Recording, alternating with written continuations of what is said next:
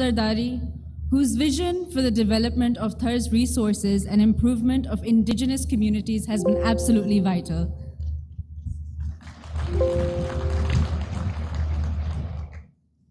बिस्मिल्लाहिर्रहमानिर्रहीम। मैं वज़ीर आज़म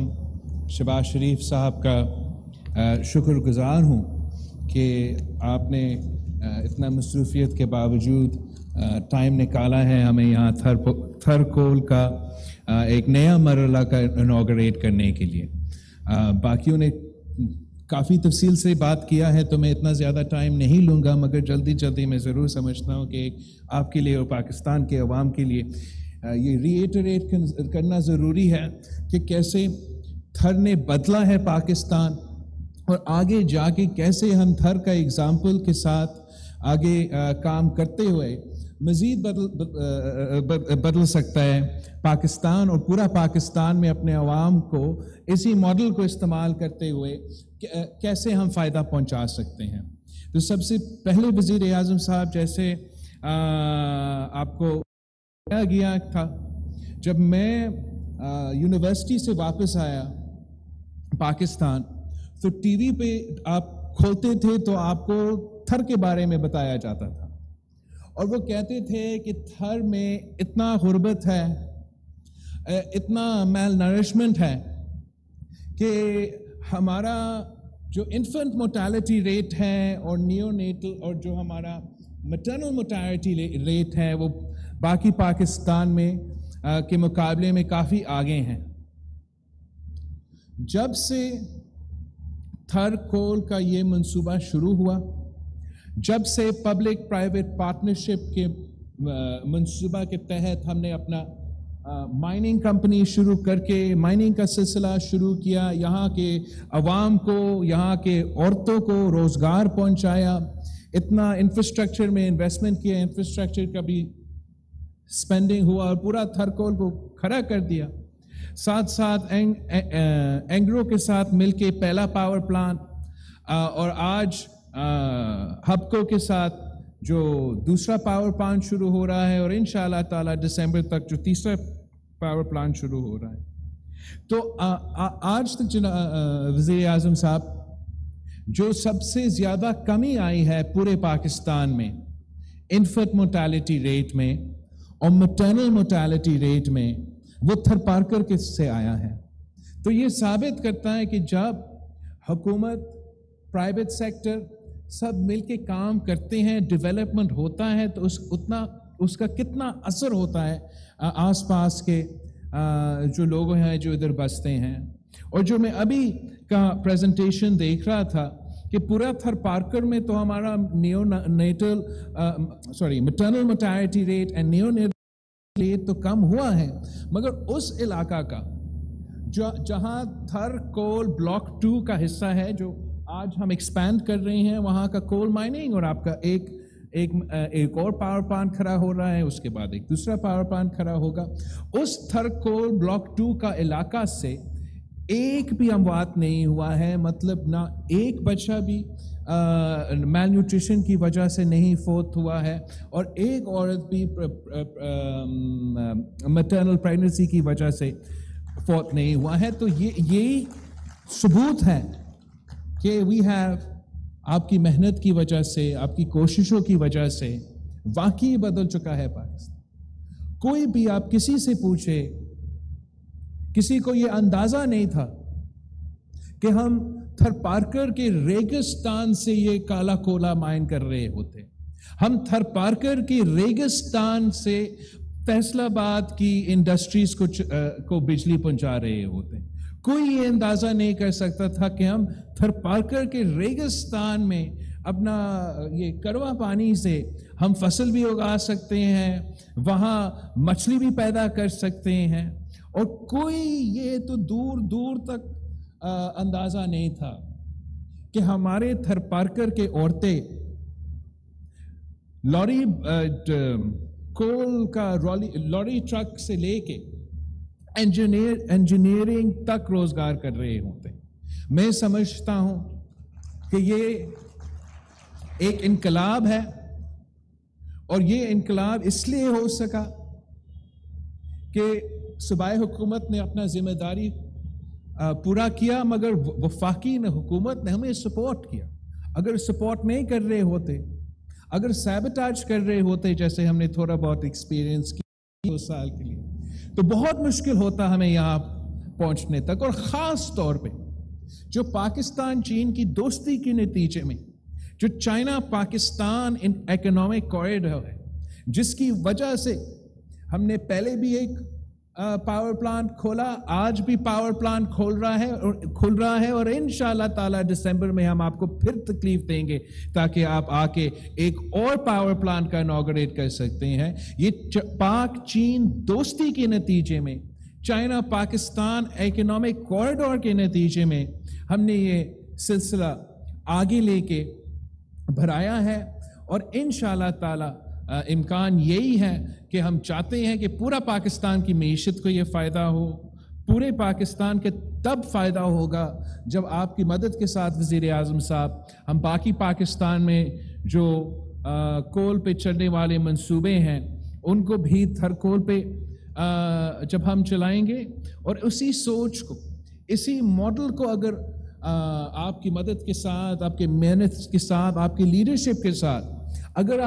ہم اسی ماڈل کو لے کے آگے بڑھتے ہیں تو انشاءاللہ تعالی جو ہمارے سامنے اب سب سے بڑا امتحان ہے کہ جو یہ سیلاب کے بعد اور مانسون کے بعد جو ہمارے لیے، سندھ کے لیے، بلوچستان کے لیے، جنوبی پنجاب کے لیے، ڈی آئی خان سوات کے لیے، گلگت بلتستان کے لیے اتنا بڑا قدرتی آفت آیا ہے کہ قیامت سے پہلے قیامت تھا، اور آج تک ہم اس کا مقابلہ کر رہے ہیں. آج تک صوبہ سندھ میں 50% جو علاقہ افیکٹڈ تھا اس کا 50% میں آج تک پانی. اور ہمارا اگر ہم نے اس قدرتی آفت کا مقابلہ کرنا ہے، 33 ملین پیپل کو فائدہ پہنچانا ہے، ہمارا معیشت کو $30 ارب کا نقصان سے بچانا ہے، تو پھر ہم نے اب جب ایک نیا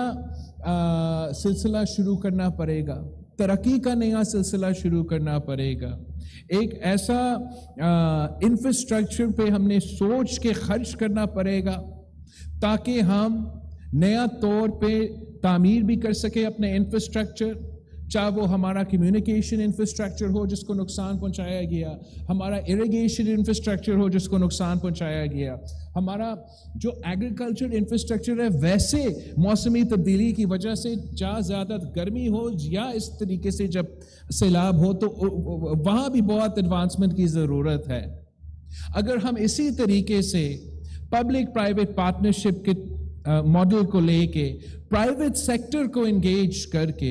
جو ہمارے بیرون ملک پارٹنرز ہیں ان کے ساتھ بھی کام کرنا، مگر اس کو ایکسپینڈ کرنا، ہمارا اسکوپ کو ایکسپینڈ کرنے کے لیے پرائیویٹ سیکٹر کے ساتھ پبلک پرائیویٹ پارٹنرشپ پہ کام کریں اور کوشش کریں کہ اگر اس بار ہم نے پھر سے تعمیر کرنا ہے تو ہم اس طریقے سے تعمیر کریں کہ سب سے زیادہ فائدہ پہنچائے پاکستان کو، عوام کو، سب سے زیادہ روزگار پہنچا سکے ہم پاکستان کے عوام کو. اگر ہم نے یہاں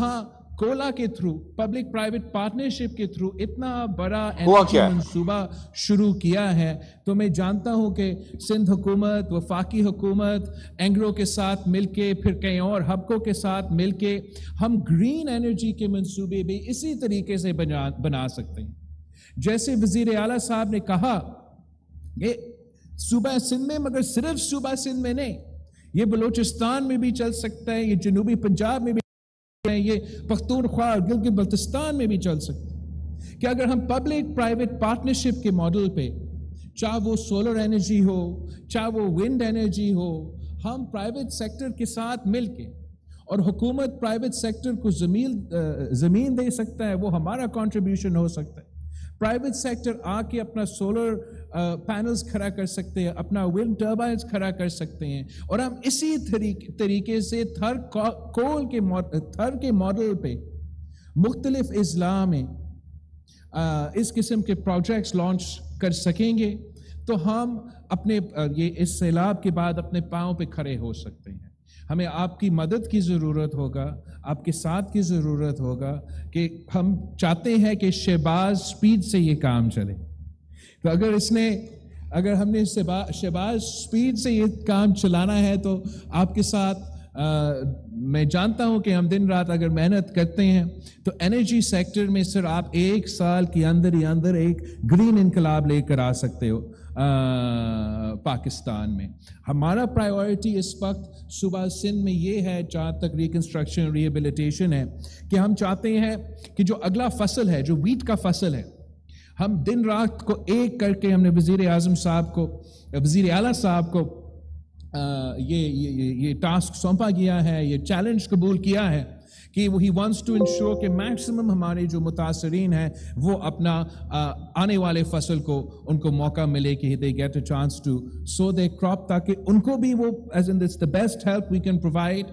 to those affected by the floods, and ہم پورا پاکستان کے لیے ہمارا معیشت کو سنبھالنے کے لیے یہ سب سے زیادہ ہمارا فائدہ مند قدم ہوگا. اور آخر جو وزیر اعلیٰ صاحب نے ورلڈ بینک کے ساتھ ایک منصوبہ شروع کیا ہے, اس لیے وزیر اعظم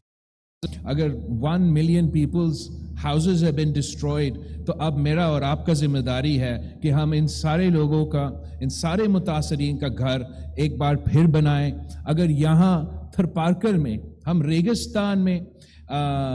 یہاں کے افیکٹیز کو جو ریلوکیٹ کیا ہے, ان کے لیے ہم ماڈل ویلیجز بنا سکتے ہیں. ہمارا انٹرنیشنل فائنانسنگ شروع ہوا ہے, انشاءاللہ تعالی ہم اس کو مزید انٹرنیشنل فائنانسنگ پرووائڈ کریں گے. تو آئی ایم کانفیڈنٹ کہ ہم ان کا گھر بھی بنا سکیں گے. ہم اگر ایگریکلچر کو توجہ دیں گے تو ہم ان کا we can make up for the losses that they have incurred as a result of the floods. And تیسرا, اگر آپ ہمیں یہ وفاقی پورا اسٹرکچر کا ساتھ